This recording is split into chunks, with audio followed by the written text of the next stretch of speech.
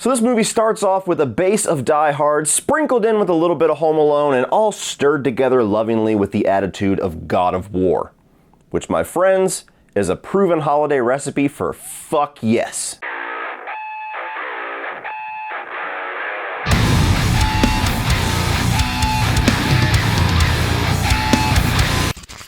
What's going on, everybody, and welcome to my review of Violent Night, the newest Christmas film upon us, which is a violent, rated R action film where Santa is essentially John McClane. This is another one of those movies that I never watched the trailer for. Just seeing the poster and hearing the premise of this film, David Harbour as Santa fucking people up on Christmas, my ticket was immediately bought. I needed no other selling. So I checked out the movie last night, and I am very pleased to tell you that not only is this one of the bigger surprises of 2022, but this is the first Christmas movie that I've seen in a number of years that I feel like is immediately going to be a proven classic. So starting right off with the positives, I think just the recipe that they went for in this movie was an absolute dream as far as movie fans that love Die Hard and love some of those harder-edged Christmas classics, even Home Alone to a certain degree with, you know, the violence and everything that's in the third act of that film. You essentially have David Harbour as Santa here. He's a little bit jaded, he's a little bit war-thin on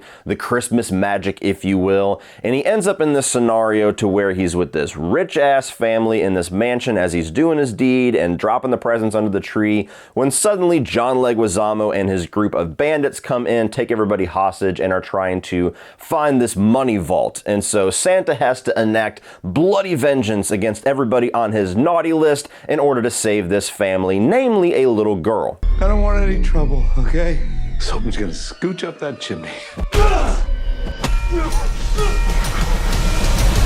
And I'm glad I didn't watch the trailer for this, because the elements of Die Hard that are in this movie was actually a nice surprise for me. You know, Die Hard to me is the greatest movie of all time. It's always been my favorite. It is my favorite Christmas movie of all time. I don't want to hear no bullshit about Die Hard is not a Christmas movie. You get that blasphemy the fuck out of here. And while that template has been done so many times to where there was a multitude of action movies throughout the 90s that were dubbed Die Hard on a blank, you know, Die Hard on a bus, Die Hard on a boat. And this is the first time I've seen a movie use that skeleton of a premise and do it in a really refreshing way. You know, it's not to the point where it feels like it's ripping off Die Hard. It feels like it's just taking the skeleton of it and doing something really cool and unique and just having fun and celebrating that movie in a very unique way. And having all of the villains getting taken out one by this guy in a Santa suit, and the more things that prove that this actually is Santa, that there is magic involved, that he does have a certain amount of powers, and the disbelief, especially with John Leguizamo throughout the movie as they're just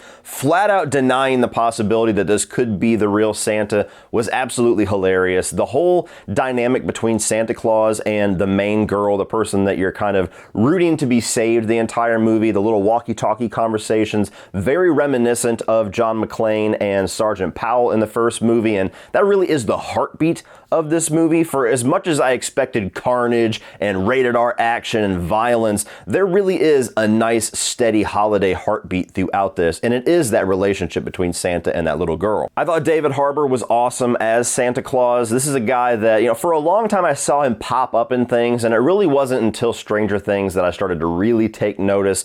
Hellboy, unfortunately, just did not work out. I think he was perfect for that role, and he was the best part about it, but didn't work out to be the new franchise that I think that guy deserved. But this is probably the best role that I've seen him take. Like, as long as everybody else enjoys this movie on the level that I did, he's going to be known as Santa Claus for the foreseeable future, especially if we can get a kick-ass little holiday action franchise out of this. You know, 2 years from now, Violent Night 2, Sleigh Bells from Hell. A couple years later, Violent Night 3, Rudolph's Revenge. I'll take that future. And the way that he was able to balance this kind of alcoholic and super violent and jaded personality of Santa with the steadfast holiday jovial side of Santa Claus that very much you have to have there, otherwise it doesn't feel like the character. The way he was able to balance all of that and create this very different version of Mr. Claus that we have ever seen before was just really interesting to watch. I mean, even the subtle things, like him laughing at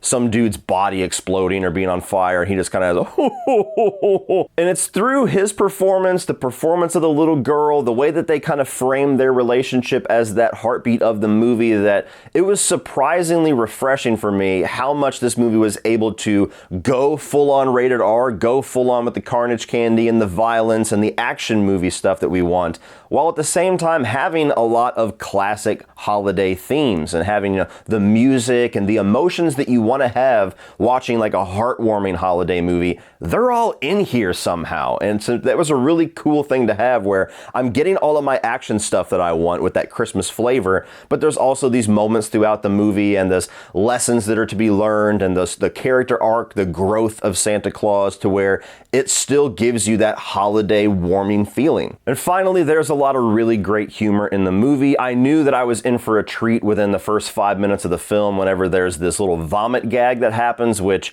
you have a very, very tough time making me laugh at a bodily fluid joke. To me, that's just kind of low-hanging fruit that I grew out of when I was about 12. And this movie, when it happened, I genuinely laughed out loud. I was the only one in the theater, unfortunately, but I was laughing out loud to the point where I was almost like Robert De Niro in Cape Fear. It got me in the mood right off the gate, and there was all sorts of moments of humor like that that land really well throughout the whole movie. Come on. Which one of you did that? Prancer? So unprofessional. Moving on to the mixed aspects, I think that the entire family, the ones that are the hostages, the good guys, the ones that are on the nice list in this movie, the little girl is really the only one you care about. And it works. Even with the thing I'm about to get into, it still works and it doesn't really derail what the film is going for. But I think they could have done a little bit better job at making at least some of the other family members, namely that girl's mom and dad, feel like these characters that we're invested in and that we want to see them triumph and kind of grow throughout the movie. Outside of that little girl, everybody else could have died. I wouldn't have given a shit. Some of them are really shitty people. Some of them are really annoying, like action movie star cliches. And even the parents of the little girl, they don't really feel like they learn much by the end of the movie. It's implied that they do, but you don't really feel it. And there's this big action sequence about halfway through the film where a lot of the carnage comes out. It almost felt like that was the scene where we had to have a lot of just bodies thrown at Santa, a lot of the cannon fodder. And it's a really cool sequence to watch him kind of unleash. That's like the God of War sequence that I was referring to in the intro.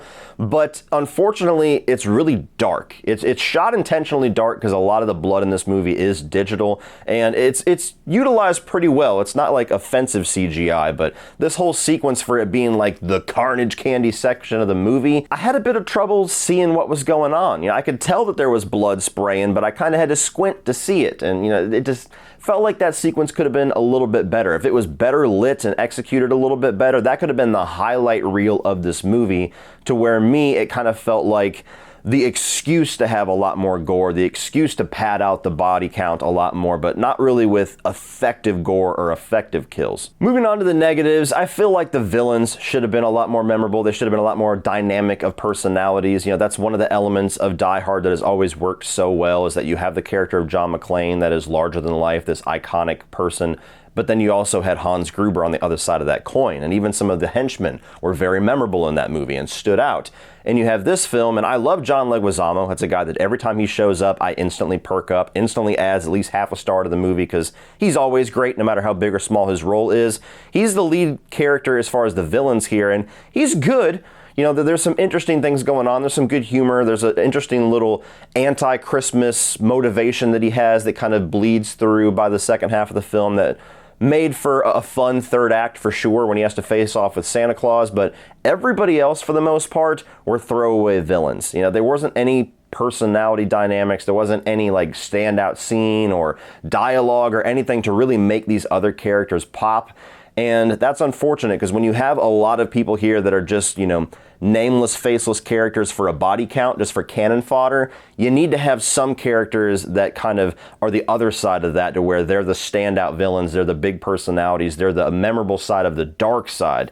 And we just didn't have that in this movie. And the last thing that I'll say, I need to put an asterisk by it, because I was very tired when I went to go see this movie. I had a long day. I was up really early. And so this might have just been because I was tired. It felt like the movie went on about 10 or 15 minutes too long. A concept like this is one of those things where you kind of need to get in and get out and don't really pad out your runtime too much. You have a very finite amount of time to where you're going to maintain the value of that concept. and especially in the middle, right before that big God of War sequence, I would say, there's about a 10 or 15 minute lull there where it felt like the movie was starting to drag just a little bit before it kicked things into high gear for the last half of the movie. But overall, guys, I was a big fan of this one. It's not going to be for everybody, but if any of the description of David Harbour Santa Claus rated R violent action Christmas movie appeals to you on any level, you are most likely really going to enjoy this. I think that I would say this is going to be one of those films that, like Die Hard, like The Ref, is one of those darker edged Christmas movies that I'm likely going to start watching every single year. It was that entertaining for me. Well, that's it for this one, guys. If you enjoyed this, please click over here for the rest of my 2022 new release reviews, and I'm also going to put my playlist of my Die Hard reviews up here from last year if you're a fan of that franchise. Please like and share this video, hit that subscribe button so you don't miss anything in the future, and as always, remember, opinions are like assholes, but that doesn't mean you have to be.